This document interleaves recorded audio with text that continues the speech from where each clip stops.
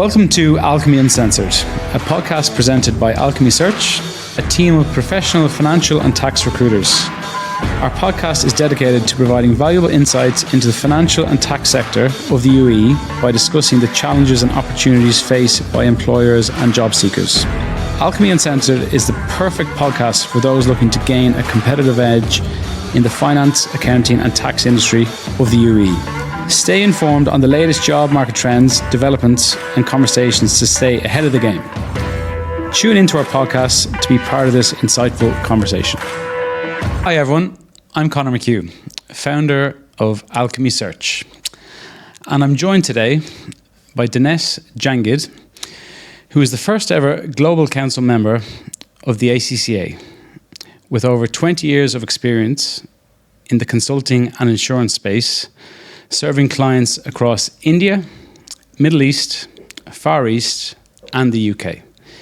He was one of the founding members of the market-leading accounting advisory practice in KPMG in India. In the Middle East, he has also led some of the largest IFRS, convergence, and accounting change projects.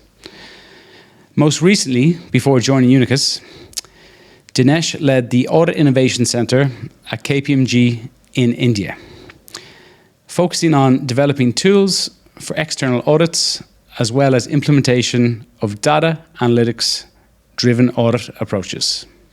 Dinesh, thank you for joining us today. How are you? I'm good. Thanks for having me here today, and it's a pleasure to be here with you today. Great to have you. You're looking very sharp. Thank you very much. You too. It's easy to polish a diamond, as I say. But Dinesh, Unicus, new kid on the block. How's it all been? Tell us all about it. Yeah, I couldn't have asked for a better start to my entrepreneur journey. Mm-hmm. Having worked in KPMG for more than a decade gave me a nice platform to understand the consulting market, not just in India, but other parts of the world. Mm-hmm. So that gave me a very nice platform to then launch something which is a bit more niche, bit more focusing on specific service offerings, and a bit more personal to me because, unlike KPMG, which is a partnership firm, Unicus is a corporation where the partners are real equity shareholders. So it's good to be belonging to a company. Absolutely. So tell me more about Unicus. So, when did it all set up in Dubai? How long have you been here? How's it all been? So we started our operations in Dubai on 1st of May. Yeah. That's when our first office in DIFC opened. In DIFC, yeah. Lovely office. Yes, thank you. Yeah. So that's our first, and we have a couple of more offices coming up shortly. First, the next one is going to be in Abu Dhabi. Brilliant. And the third one is going to be in Riyadh. Oh, so wow. Really so you're going straight away. Yes. Nice and aggressive. So there'll be 3 physical offices maybe in the first 12 months? Yes. Is the plans? Wow. Yes. And we would have about 20 people by the end of the year, including 8 partner directors. Brilliant. And for you then, the partners, have you brought people from other parts of the world, or how's the hiring been? Challenging? Yeah, talent obviously is a big challenge for consulting market in general. But thankfully for us, we have big differentiators, which I'll talk about later today. Mm-hmm. And because of those, we have been able to attract good talent and very smart talent, mostly from large consulting firms.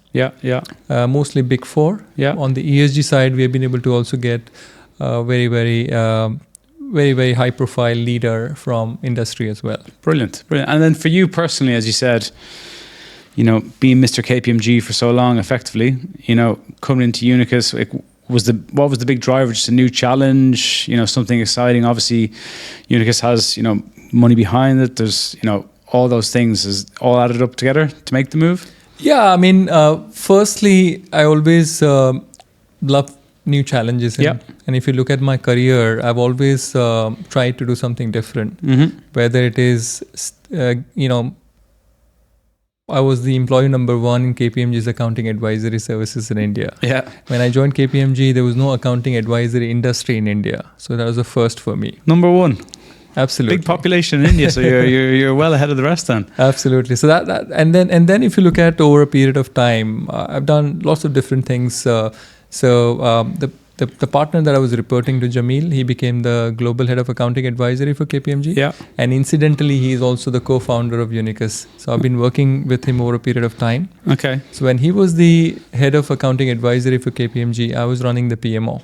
So in a way, I was managing the profit and loss for this one of the largest service line for KPMG globally. So that was one of the first. Okay. And then after a while, last 2 years in KPMG, I became the head of technology and data analytics for the audit part of the business. Yeah. So again, something new I tried to do. Good. And then I thought, now is the time to get into a bit more entrepreneur. Bit more enterprising. Yeah. And that's where I thought Unicus is a great platform, and all the known people. Yeah. That really helps. And that's how it's been over a period of time. Well, yeah, KPMG, that's where all the great start. I started my career in KPMG, but I would think that the global KPMG would have a very different outlook of me as an employee compared to you, I think. I was 4 years audit and then I left, but that was a great place to learn. I think the foundation is very important. Yeah. So if your foundation is strong, then I think your growth can be multiplied very quickly. Yeah. Now, I think if I was reporting into you, maybe I wouldn't last too long. No, perfect. Well, look, definitely keen to find a bit more about Unicus. The next question, obviously, in consulting is booming in this part of the world. There's so many companies that need fixing, restructuring, you name it. It is crazy. Like for us, last year, I'd say 30% of our revenue was just pure consultancies. For our listeners, what areas are Unicus focused on? What service lines? And again, I know you touched on the geographies a bit earlier, but just give us more of a bird's eye view. So we are focusing on 2 service offerings. One is accounting advisory or accounting or reporting consulting, as we call it, which is obviously an area where I've worked all my career. Yeah. So that comes naturally to us. And second, we wanted to focus on a service offering of the future. Yeah. Which is the ESG consulting. Yeah. We believe the growth that we've had in accounting advisory over the last decade and a half, we see that happening, same thing, maybe multiplied by multiple X in ESG going forward. So these are the 2 service offerings that we are offering, but we are going very deep in these 2 service offerings. Yeah. An inch wide and a mile deep, as I say. Yes. Yeah. So on accounting and reporting, we do pretty much everything that, let's say, Big Four does, from technical accounting advisory, IFRS, US GAAP, to accounting and reporting in mergers and acquisitions, whether it's carve out, purchase price allocations, or any other restructuring advice that a client may need from accounting, reporting, consulting. Okay. Then we offer internal control, or Sarbanes-Oxley for US listed clients. Or training services. We help clients prepare for IPOs in different markets. You're in the part of the world, I think every second company in Abu Dhabi wants to IPO. Exactly. The moment. And so with that then, just dig it in for our listeners who are auditors now. Let's just say you're doing external audit. What is the big difference from doing your day-to-day audit to being in this part of the business, in the advisory side? What day-to-day? Is it possible? Are the sort of people you're looking for coming from an audit background that want to sort of go down to this service line? So what would be the sort of key differences day-to-day then for that person? I would say audit experience, being a consultant, the audit experience really helps. Because in audit, you really get into the hardcore, reviewing the transaction, looking at the internal control over those transactions, and then tracing them back to how they are being reported in the financial statement. So this whole end-to-end review really helps. It basically helps clear your understanding. While on the consulting side, it's more about being part of the management, trying to understand the business rationale, objective of the client, and then trying to figure out what is the best way to structure the transaction. Yeah. So audit is a little bit of a post facto or post mortem. When the transaction has happened, how do you really account for it, report it, and audit it? But consulting, a lot of the times is you get involved during the transaction phase, where you work with the management to structure the transaction, to make sure they're not ending up with unintended consequences for accounting. So are you pretty much like an internal audit within the business, so to speak? So your external audit, obviously, as you said, is after year end, the guys come in, check the numbers, financial statements agreed, while your, I guess, service is more, you're actually within the business when things are actually happening, making sure it's going correctly. Absolutely. Especially from a technical standpoint as well. Yes. Okay. Yes. Okay, good. And then, with the ESG piece, again, I think anyone's looking at LinkedIn, they surely have seen ESG being at some point. And even myself, I was like, what is this? So, we will go into a lot more, but in general, like, how would you position ESG, like, in this market? Sustainability, it's obviously the big thing, especially in UAE, renewables. Is that, for some of the reason why you're going after this space? Yeah, as I said at the beginning, sustainability and ESG consulting is the service line of the future. Yeah. We see that the boom that we've seen, whether it's capital markets or accounting advisory in general, we will see that going forward in ESG as well. And especially in this part of the world, because of the COP28 happening later this year, and because of the so much focus that the government is also, pushing towards corporations and companies around sustainability, around reporting, and so on and so forth. And therefore, I believe there is a very significant opportunity for even accountants. Obviously, ESG is much broader than reporting. Just accountants. But still, for accountants, I think it's a huge opportunity for them to get used to it. Because eventually, we believe the GAAP reporting, which is the accounting reporting, and the non-GAAP reporting, of which ESG is a part of, are eventually going to converge. Okay, so if you are in finance domain, I think it's very, very important that you get used to it. For me personally, obviously we speak to people every day in finance. Obviously, there's so much negativity in finance now around AI. Yeah. And jobs that are going to be gone. If you're just doing maybe this back office job in 5 years, that job's gone. We don't know, but let's see. But that's why I think ESG is so attractive, because, maybe if I was 10 years younger, maybe just doing my exams, it sounds like ESG is, the growth area where, you're not going to be replaced by a robot or whatever it might be in a couple of years' time. So I think even for a lot of our finance listeners, newly qualified, doing their exams, or even a couple of years post-qualified, that this space, by the sounds of it, it's obviously going to be here to stay. And it could be this growth area, which I think people can get into. I couldn't agree more with you. I think for not just, mature finance professionals, but more people who are emerging or people who are doing the qualification stage, it's very, very important for them to know what is the impact of ESG on businesses. And as I said, ESG is so wide that it has implications at every stage. Not just at the reporting state, at a shop floor level or factory level, in terms of every factory person who's working at a shop floor level, what does it really mean eventually in terms of the carbon emissions, in terms of other ESG KPIs. So I think it's just too wide that everybody within organizations need to get used to it, let alone finance professionals. Good. And then geographies. So obviously you said next 12 months we're hoping to have we have Dubai, we have in DIFC, lovely, Abu Dhabi, and then Riyadh as well. So is the vision to be covering UAE and Saudi? Yeah. So our vision is that at an overall global level, Unicus is present in India, US, and Middle East. Yeah. And in US, we are present both East Coast as well as West Coast. And in India, we have 3 different offices. In Middle East, our vision is that 3 offices, and as I said, Riyadh, Abu Dhabi, and Dubai. Yep. Riyadh probably is going to be our biggest office because of the economic growth that we see, as well as public spending that we see, which is driving a lot of the growth for consulting market. Yeah. I think that's going to stay until the next few years.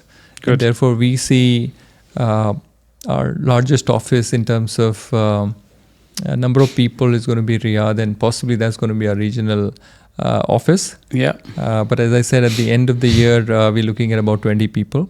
Good. Though the model, and I'll talk about it a little bit more, is global delivery model. Yeah. So even though we have 20 people, we'll have 20 people locally. We'll be supported by a lot of people offshore. India and generally we see 2/3 of the people will be sitting in India. Yeah. And we will also be tapping into our talent in the US on a need basis. Yeah. So for us, it doesn't really matter where the talent resides. As long as we have a client problem and we have talent sitting anywhere within Unicus, we'll be able to tap into them, and that's how we are going about delivering client problem. And just, I guess, from the geography standpoint, obviously you're a new entrant into this market, but with the India business and the American business, like how well established have they been? How is the market for them at the moment? Is it challenging, or how is it all going? So India has been a smooth sailing, I would say, so far. Good. Because we are already settled in India. Yeah. In fact, we were the ones who had started accounting advisory industry in India. Yeah. When I joined KPMG, we were 7 of us, and at that time there was no industry as such. So in a way, we have developed that industry over a period of time. So therefore, we know the industry very well. We know the clients. We know the complexity, so therefore it's been a smooth sailing so far.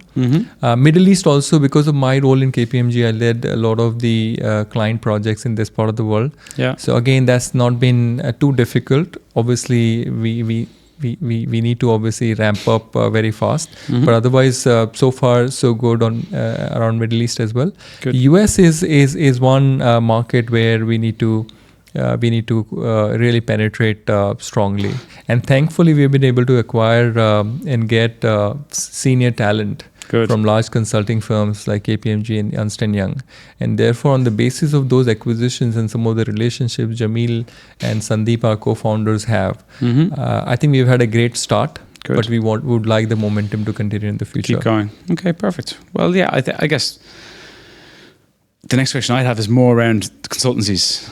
It's a seriously competitive market. We're in operation 2 years. I guess in our first year, it was all restructuring. There's so many, A&M, they came in, Crow came in before that. The consulting space, in your game, do you think there's space for another, for a Unicus, or how was your, I guess, SWOT analysis before coming in? How do you think you guys can position yourself and survive in a extremely competitive market where last year for us, it was a bloodbath for consultancies because everybody was just picking off each other and counter offers. It was crazy. So yeah, how do you hope to navigate through all that? It's a very very important question, and we debate on this quite frequently, not just within the firm, but also with clients, that what can we offer differentiated compared to the other large firms.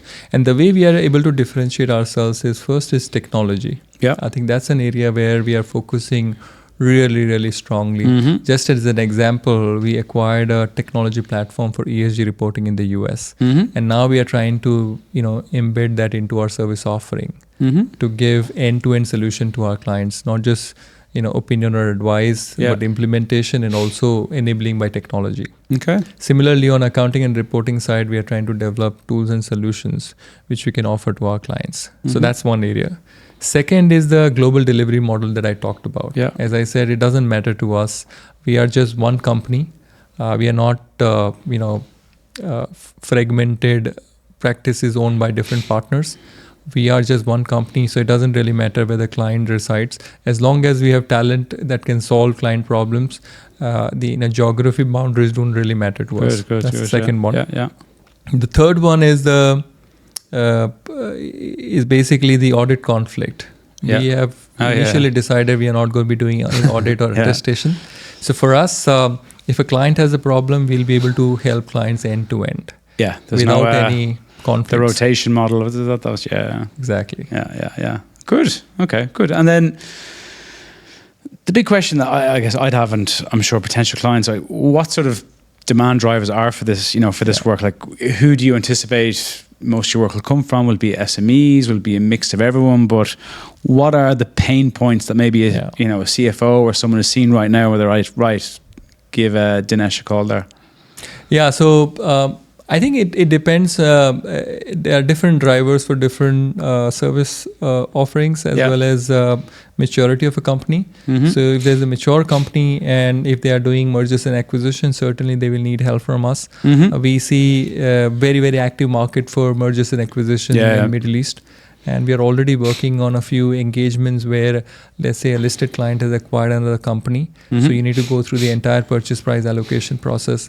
there's a demerger of a business, and then liquidation at that stage. So again, we get involved. So mergers and acquisition is a big demand driver. IPO you mentioned. Every other company wants to do an IPO in Abu Dhabi, and I've been reading that Riyadh and Saudi markets are going to be the most active, and they've been most active in the last few months. Okay. So IPO preparedness is going to be a big market. IPO readiness. Yeah. Then the other thing is, I think there's a huge market for setting up policies and processes and internal control in this part of the world, especially the SME or high growth companies where the growth have sort of outpaced the finance department. Yeah. And there we see a lot of scope for us to get involved. I can imagine. Well, from our side, obviously speaking to finance people day to day, I think the best way to describe UAE and probably Dubai more so is that everything looks pretty on the outside. Your shop window looks nice, but I think when you go into the companies and go through the processes, every second company's talking about doing ERP implementation for the last 5 years. Maybe nothing's still happened. So, I guess that's probably where there is a massive and on the gap. ESG side, I think there are, as I said, the regulatory focus. So ESG reporting is already mandatory in UAE. Okay. It's possibly going to become mandatory in other parts of the Middle East as well, which is going to be a huge demand driver for us. Similarly, I think the companies in general are becoming more aware of the importance of ESG, not just from reporting and tick in the box exercise point of view, but also from the business standpoint. And people have started to realize that there is a real value in being compliant with ESG standards and protocols. So again, we see a lot of demand coming from that. And with the mandatory point then, is that a certain company size, a certain revenue, or what sort of companies are, they have to be on ESG right now? So generally, we see listed companies for sure. I think there's a expectation, not just from the regulators. There is expectations from other stakeholders as well. There are investors. Investor community has been very, very active about who they invest in and what kind of level of ESG preparedness they would want to see in their investing companies. There is expectation from employees, a lot of expectations. There is expectation from customers, vendors. So I think if you put all of these stakeholders together, then listed companies do need to really comply with ESG, in some form or scope. And as I said, if the reporting is mandatory in UAE, it's going to become mandatory in other parts of the Middle East as well. Yeah. If you go down the listed companies, the privately owned companies who have who are going through this whole transformation process, where either they are looking for a private equity investment, they're looking for mergers and acquisitions, or let's say going through listing process, they also need to really get into the ESG bandwagon, because as I said, there are a lot of importance. There is importance from beyond just a tick in the box. From, let's say, financing, there is a difference in financing in terms of if you're ESG compliant. The sustainability linked loans are expected to be cheaper than the traditional finance. So I think at every stage there are business advantages that companies need to look for. And ESG then, globally, where would you say is the most developed market for ESG? Like, where would it be? As I said, this is a developing emerging market for everyone, how we position it. Where is it in the world where it's just ESG is top of the list from priorities? I would say Europe has done a far better job in terms of making their countries and businesses a bit more compliant with ESG. I would say Middle East is still emerging in that sense. So there's a lot of scope for improvement. But the good thing is that companies want to do the right thing, and regulators also are pushing themselves as well as companies to be much more ESG compliant going forward. Okay, good. And then, I guess going back to to expand on one of the initial questions, ESG for an accountant. I'm an accountant, and I say, hey, Dinesh, I want to be in ESG. What do they need to do? What can they expect? Like, how different would it be from being a day-to-day financial accountant, financial controller? What does that space look like? Because I know from obviously speaking to you prior to the chat today that you made the point very clear that ESG is not just accountants. There's people with completely different types of profiles that would be perfect for those roles as well. So just give us a flavor for the type of people that could fit into, within the ESG team. Yeah, so I would say I'll just share my journey a little bit in last 1 year. About a year ago, if you asked me a lot of questions around ESG, my understanding was very, very limited. I obviously knew what it stands for and some of the significant components. But over the last 1 year, I tried to sort of understand a little bit more around what does it mean for businesses, what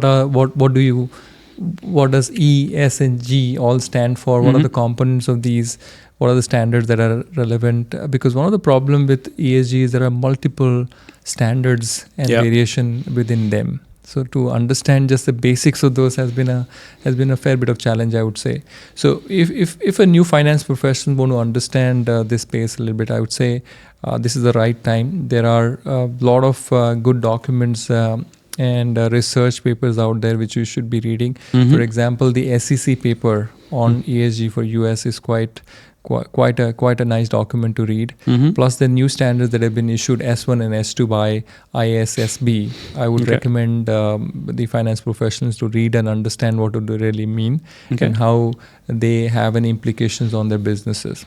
And plus I would say, there are a lot of training courses out there. So do enroll for any training courses, short courses, medium-term courses. And do you think as well, just again, for our listeners, of course, some finance people, they want to go down the consulting route, which is great. But then there's other people who say, I don't want to go down the consulting. I want to work in industry. So as you said, this is going to come more to the forefront for companies. So, if I'm a financial controller or a finance manager, there is value in understanding ESG because you're going to have consultants obviously coming in. And it's a bit like the way tax is at the moment where there's finance guys trying to understand tax.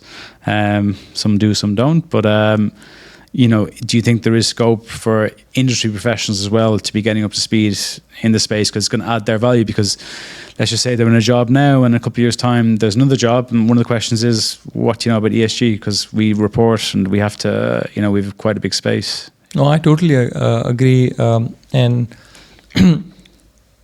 I think the important point is currently there's a lot of over-reliance on consultants because the understanding of finance professionals in the industry is quite limited. But I think that is going to change over a period of time.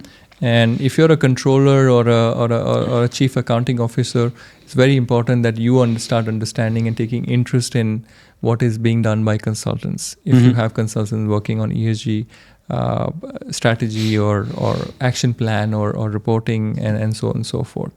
And as I said, there is in it for everybody. So it's not that because your role is more to do the accounting or bookkeeping on a day-to-day basis doesn't impact you. Because as I said, the accounting GAAP reporting and non-GAAP reporting is going to converge at some stage. So therefore, everybody in the finance organization would have to understand what ESG means for them and how do they need to really get onto understanding it a bit more.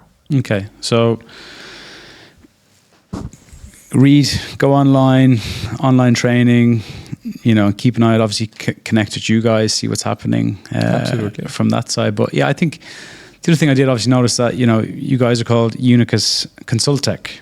So, what's the, the Consultech piece? What's I'm assuming based on earlier on, you mentioned the technology, the advancement you guys are making on that, but if you can give our listeners a bit more insight to that, please. Yeah, so Consultech is obviously consultancy and technology. Yeah. So one of the theses that we have is how do we really change the way consulting is done, which is, by the way, our tagline as well. And one of the ways in which we think we can do that is by focusing on technology.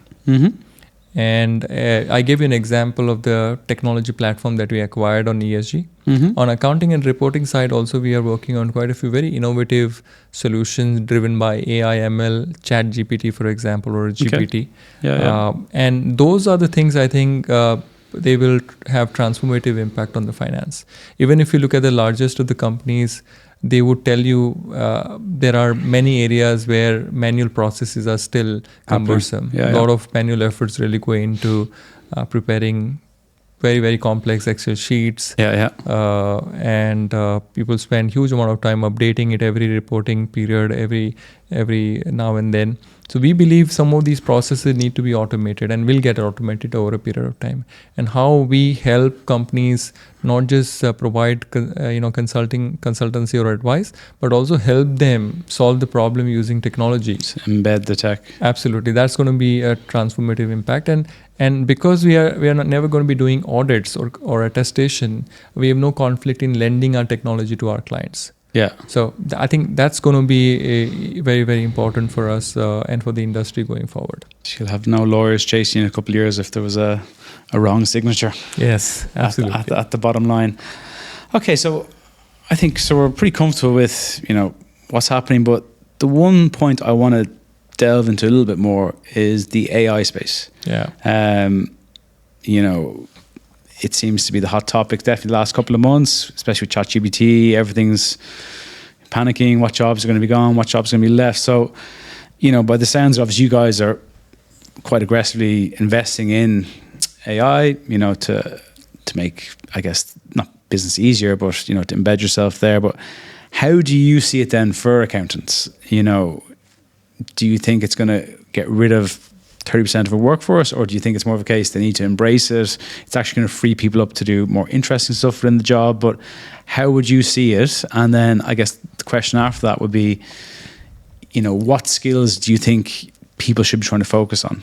Yeah, a very, very important question, especially in these days where technology is just overtaking a lot of the decisions that companies are making on investments, especially in the technology and finance space.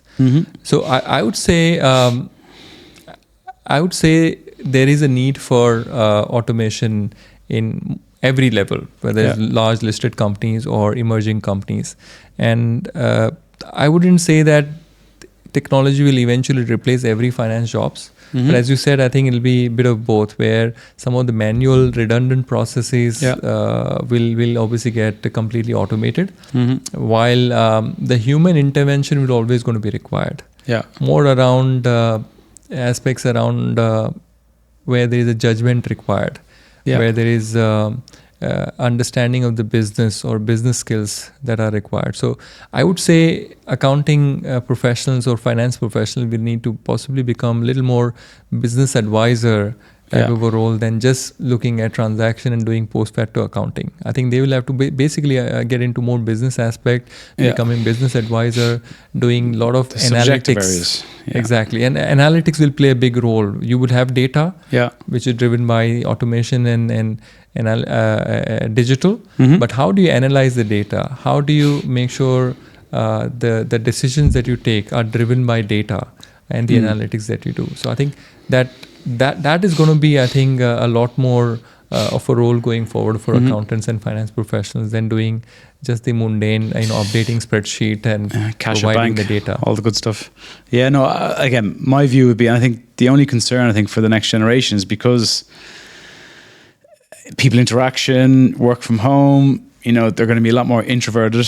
I believe so anyway. And that's where, it's great to be able to analyze numbers, but again, if the sort of more mundane, maybe back office roles are going to be automated, you need to have something about you. You need to stand out from the crowd. You need to be able to influence.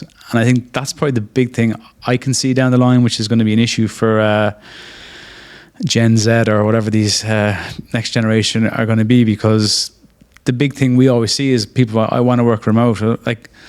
Working remote's great, but you can't build relationships properly. Of course, some roles can be done, but especially for finance, as you go through the ranks, you need to present. You need to have a relationship with who you're presenting to, or else it's going to be a very transactional conversation, which is tougher. So for me, I think that's the big issues. I think for the people coming through, they need to work on their people skills. Out meeting people, because otherwise, you can be the smartest guy, but there's going to be AI that comes along that, the thing that's very hard to do in your head, this guy can do it in 2 seconds. While, AI can't influence the same way a conversation can. No, I agree. I think there's a general perception as well that sitting just in front of your screen tires you a lot faster than meeting people and general interactions that you have in the office. So I'm also a strong believer of maybe a mixed sort of hybrid model where you have some interactions in the office, social interactions, but at the same time being efficient as well, where there's no point in driving 2-3 hours just for half an hour meeting. No, agreed. Or traveling to another country just for a couple of meetings. Yeah. The Christmas party would be very boring if there was very little interaction. So before we end this episode, we'd like to know more about you. We'll be asking questions that would help us see the other side of Dinesh. So, first question. What's your favorite place to chill and relax in Dubai? I would say my home. Yeah. Because my favorite pastime is just spending time at home with my daughters. Lovely. With the dog that we have, and generally be around people at home. So that's my favorite part of Dubai. And how have your family settled in to Dubai? They're new to Dubai, so they're taking time to settle. But I'm very sure. I think we've been here on leisure before. On off, general familiarity with the place really helps. So I'm sure we will be able to settle down quickly. And how's your dog settling into the Dubai summers? He's finding it a little challenging. What type of dog? He's husky. Husky, very nice, So he's finding it challenging, but I'm sure in a couple of months' time he'll be okay. Good, another month or two and we should be okay. Yes. And then next question, which you probably answered a bit in a way, but your favorite ways to spend your weekend? With family or out and about? Generally with family, but I kind of like every now and then doing a little bit of track or a walk. I like that. So maybe a weekend, maybe not in this weather for sure. Yeah. But even generally in good weather. Well, the Huskies are high energy dogs, so they'll keep you busy anyway. Absolutely. Good. And then your favorite country that you've been to? And don't say Ireland, but I don't think you've been to Ireland. But what's your favorite country? One of the country that I visited recently is Norway. Norway, and I completely was bowled over by the natural beauty and generally the way they've preserved every part of the country. Oslo, where you travel around? Around many places. Big country, big coastline. So we were fortunate enough to travel across the coastline. It wouldn't be as populated as India, I wouldn't think. Not at all. A lot of green. A lot of greenery, a lot of natural beauty. So really, really love to be there again. Okay, good. And then the $1 million question. If you weren't the first man in KPMG to be doing financial accounting advisory when you were a child, only a few years ago, what was the dream job? A lot of kids of my age, they feel that flying every time into different countries and seeing and exploring many countries is fun. Yeah. And for me also, not to be an auditor, no. Yeah, and then I wanted to be a pilot because of that. A pilot, yeah. Okay, good. Well, look, thank you for that. And we'd just like to finish. We're going to give you a little present, Dinesh. So thank you very much for coming and joining us today. Oh, thank you for inviting me and lovely having a chat with you. My pleasure. Thank you. Perfect. Thank you, boss. Thank you very much. Thank you very much. Thank you. Pleasure. Okay, so guys, we hope this podcast has provided you with some useful tips and advice. So, see you on our next episode. Thank you.